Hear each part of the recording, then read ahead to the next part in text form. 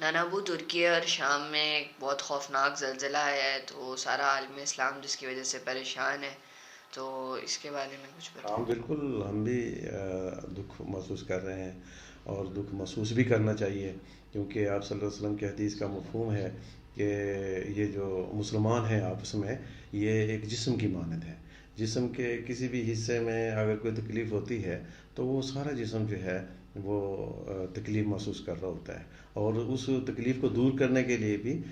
باقی اعضاء اس کام میں لگ جاتے ہیں کہ یہ تکلیف کسی طرح دور ہو اور یہ چین آ جائے۔ تو اسی طرح یہ جو اس وقت نقصان ہوا ہے، بہت بڑا نقصان ہوا ہے اور بہت بڑا زلزلہ آیا ہے، جانی اور جانی اور مالی نقصان ہوا ہے، تو سارا عالم اسلام اس وقت بے چین بھی ہے، پریشان بھی ہے، اپنے مسلمان بھائیوں کے لیے تڑپ بھی رہا ہے، جو جہاں پہ بھی ہے دعائیں بھی کر رہا ہے۔ اور تھوڑا سا اس پہ ہمیں جو ہمارے علماء اور ہمارے بڑے ہیں وہ ہمیں اللہ سے معافی کی طرف جو ہے وہ لے کے جا رہے ہیں کہ ہر ایک مسلمان جو ہے وہ اللہ سے اپنے گناہوں کی معافی مانگے اور اپنے ہر وقت جو ہے ان کی عافیت کے لیے بھی معافی اپنا دعا کرے کہ اللہ میاں ان کے اوپر مزید جو ہے جو آفت ہے اس قسم کی، اور کہیں پہ بھی عالم اسلام میں اس قسم کی آفت نہ آئے۔ اصل میں تو اگر ہم تھوڑا سا اس پہ غور کر لیں کہ دیکھ لیں، آپ صلی اللہ علیہ وسلم کی حدیث کا مفہوم ہے کہ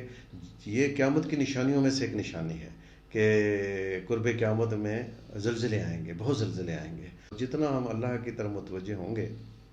اللہ کی رحمت ہر وقت متوجہ ہے، اللہ پاک جو ہے وہ آئی ہوئی مصیبت کو بھی ٹال دیتے ہیں۔ یہ جو کچھ بھی ہے، ہم قرآن کی ایک آیت کا مفہوم ہے کہ یہ ہمارے ہاتھوں کی کمائی ہے، اور یہاں پہ کہ ہمارے ایک اللہ والے بزرگ تھے، وہ ایک واقعہ سنایا کرتے تھے کہ دو شخص جو ہیں یہ ایک گاؤں سے وہ ارادہ کرتے ہیں کہ یار آج رات جو ہے ہمیں شہر میں گزارنی چاہیے۔ شہر میں سنا ہے کہ وہاں پہ جو رات ہے وہ ایک اچھی طرح سے گزارنے کا موقع ملتا ہے، بجائے اس کے کہ ہم گاؤں میں رہتے ہیں۔ تو وہ دونوں دوست جو ہے اس شہر کی طرف چل پڑتے ہیں، اور شہر میں جب جاتے ہیں تو پھر ایک دوست کہتا ہے کہ بھئی یہاں پہ جامع مسجد ہے، اس میں سنا ہے کہ رات کو عبادت کرنے کا زیادہ ثواب ملتا ہے گاؤں کی مسجد سے، تو میں تو مسجد میں جا کے جو ہے نا ساری رات اللہ کی عبادت کروں گا۔ اور دوسرا شخص کہتا ہے تو اچھا ہے کہ بھئی ہم اتنی دور سے آئے بھی ہیں اور تم مسجد کے اندر ہی جو ہے وہ مطلب ہے کہ سارا وقت گزارو گے، مجھے تو پتہ چلا ہے کہ یہاں پہ کوئی تماشے بھی ہوتے ہیں، تماشے بھی لگے ہوتے ہیں، تو میں تو تماشا دیکھوں گا۔ تو انہوں نے پھر کہا کہ ٹھیک ہے چلو تم تماشا دیکھو، میں اللہ کے راستے کے اندر جو ہے وہ مسجد میں اللہ کے گھر میں چلا جاتا ہوں، ہاں لیکن صبح جو ہے فلاں جگہ پہ ہم اکٹھے ہو جائیں گے۔ تو اب انہوں نے یہ پروگرام بنا لیا، اور بنانے کے بعد جو ہے وہ ایک مسجد میں چلا گیا اور ایک جو ہے جا کے تماش بینی دیکھنے لگ گیا۔ اب وہ صبح کے ٹائم جو مقرر تھا، جو چلے ہیں اس جگہ پہنچنے کے لیے، اب دیکھیں اللہ کا کرنا کیا ہوتا ہے کہ جو شخص ساری رات مسجد میں عبادت کرتا رہا اسے ٹھوکر لگتی ہے اور وہ سر کے بل گرتا ہے، سر میں اس کو چوٹ لگی بیچارے کی، اور سارے جو ہے کپڑے اس کے لہو لہان ہو گئے، اور وہ بڑی مشکل سے جو ہے اس نے خون روکا ہے۔ اور وہ جو دوسرا شخص ہے جس نے ساری رات تماشبین نہیں کی ہے، وہ تھوڑی دور چلتا ہے اس راستے میں، اس جگہ پہنچنے سے پہلے تو اس کو ایک پوٹلی ملتی ہے، اور وہ پوٹلی اٹھاتا ہے تو اس کے اندر سے اشرفیاں نکلتی ہیں۔ اب یہ عجیب منظرنامہ تھا کہ جس شخص نے ساری رات جو ہے تماشبینی کی ہے وہ اشرفیاں اس کے ہاتھ میں آ گئی ہیں، اور جس نے ساری رات عبادت کی ہے اس کو وہ جو ہے چوٹ لگ گئی ہے۔ اب وہ دونوں جب اکٹھے ہوتے ہیں اور ایک دوسرے کو دیکھتے ہیں تو حیرانگی کا اظہار کر رہے ہوتے ہیں، اور ایک دوسرے پہ اس بات کی سمجھ میں نہیں آ رہی ہوتی بھی یہ ہوا کیا ہے ہمارے ساتھ۔ تو وہ جو مسجد میں جس نے رات گزاری تھی نا، اس کے ذہن میں ایک بات آتی ہے کہ بھئی اس مسئلے کا حل جو ہے نا ہم یہاں شہر میں جو ہے اس کا لے کے حل کروا کے جاتے ہیں، وہاں پہ تو جا کے لوگ باتیں بنائیں گے اور ہمیں بھی ساری زندگی یہ بات سمجھ نہیں آئے گی۔ تو وہ کہتا ہے کہ اسی جامع مسجد میں چلتا ہوں جہاں پہ میں نے رات گزاری تھی۔ تو وہاں پہ گئے ہیں، وہاں پہ عالم صاحب سے ملے ہیں، تو عالم نے کہا کہ بھئی یہ مجھے بھی بات سمجھ میں نہیں آ رہی، ایک اللہ والے رہتے ہیں تھوڑے سے فاصلے پہ، وہاں چلے جاؤ تو وہ مسئلہ تمہارا یہ حل کریں گے۔ تو وہ دونوں وہاں چلے جاتے ہیں، جب وہ اللہ والے سے ملتے ہیں جا کے اپنا مسئلہ بتاتے ہیں، اللہ والے جو ہے مراقبہ کرتے ہیں، اور مراقبہ کرنے کے تھوڑی دیر بعد جو ہے ان کا مسئلہ حل کرتے ہیں، اور کہتے ہیں ہر بندے کی تقدیر میں جو چیز لکھی ہے نا وہ اس کو لازمی ملتی ہے۔ اب یہ جو بندہ جس کو چوٹ لگی ہے اس کے مقدر میں اس وقت میں بہت بڑا حادثہ لکھا ہوا تھا جو کہ اس کا جان لیوا بھی ہو سکتا تھا، لیکن اس نے سو کہ ساری رات اللہ کی بات کی، اللہ نے وہ کم کر اللہ نے وہ ٹھوکر پہ ڈال دیا، اور اسی طرح سے وہ شخص جس کو یہ پوٹلی سے ملی ہے نا، اس وقت میں بڑا خزانہ ہے اللہ نے اس کے مقدر میں لکھا ہوا تھا، لیکن ساری رات چونکہ اس نے اللہ کی نافرمانی کی تھی، تماشبانی میں گزاری تھی، تو وہ بڑا انعام جو اللہ میں نے چھوٹی سی پوٹلی میں اس کو دیا۔ تو یہ ہمارے اعمال کی وجہ سے ہی جو ہے، جو ہمارے اوپر بعض اوقات حالات آتے ہیں، آزمائشیں آتی ہیں، اگر ہم اللہ کی طرف رجوع کر کے زندگی گزاریں گے انشاءاللہ، تو ہمارے بڑے بڑے جو ہے وہ جو آزمائشیں ہیں وہ بھی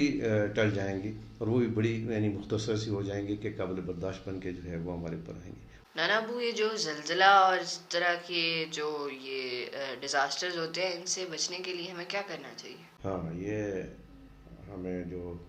اللہ کے فرمان ہیں اور نبی پاک صلی اللہ علیہ وسلم کی احادیث مبارکہ ہیں، ان سے جو ہمیں سبق ملتا ہے وہ یہ ہے کہ، اور نبی پاک صلی اللہ علیہ وسلم کے قول مبارک کے مطابق ہمیں ایسے موقع پر نہیں عن المنکر کرنا چاہیے۔ نہیں عن المنکر کیا ہے کہ ہم نے جو بھی اس وقت برائیاں ہو رہی ہیں، ہم سب مل کے ان کو روکنے کی کوشش کریں، ایک دوسرے کو سمجھائیں، اور تاکہ جو ہے وہ کم سے کم برائیاں جو ہے نا ہو جائیں۔ آپ صلی اللہ علیہ وسلم کی حدیث پاک کا مفہوم ہے کہ آپ نے فرمایا کہ میری امت کی مثال ایسے ہے جیسے ایک بحری جہاز ہو، اور اس کے دو حصے، ایک نیچے والا حصہ جو پانی کے نزدیک ہے، اور ایک اوپر والا حصہ، اور دونوں حصوں میں جو ہے لوگ بیٹھے ہوں، اور پانی کا جو انتظام ہو وہ اوپر والے حصے میں ہو، کہ نیچے والوں کو بھی پانی کی ضرورت پڑے پینے کے لیے یا استعمال کے لیے، تو ان کو اوپر جانا پڑتا۔ تو اب وہ نیچے والے جو ہے وہ یہ سوچ لیں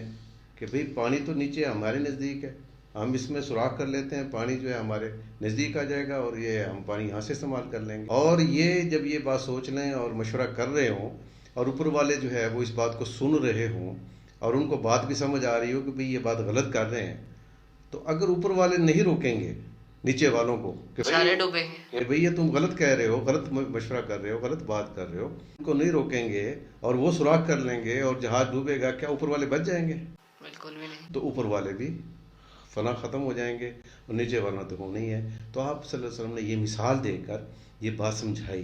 کہ اگر برائیاں ہو رہی ہیں ہمارے معاشرے میں، جو ہے اگر اس کو روکنے کی کوئی صحیح کوشش نہیں کرتے ہیں، تو پھر سارے کے سارے جو نیکوکار ہیں وہ بھی، گندم کے ساتھ گھن بھی، سارے جو ہے وہ تباہ و برباد ہو جائیں گے۔ تو ہمیں ایک تو توبہ استغفار، اور دوسرا نہیں عن المنکر والا راستہ جو ہے اپنانا چاہیے، تاکہ اللہ کی جو رحمت ہے وہ ہمارے اوپر آئے، نازل ہو، اور ہم اس قسم کے جو ہے برے ہیں آفات والے معاملات، ان سے اللہ تعالیٰ ہمیں بچا لے۔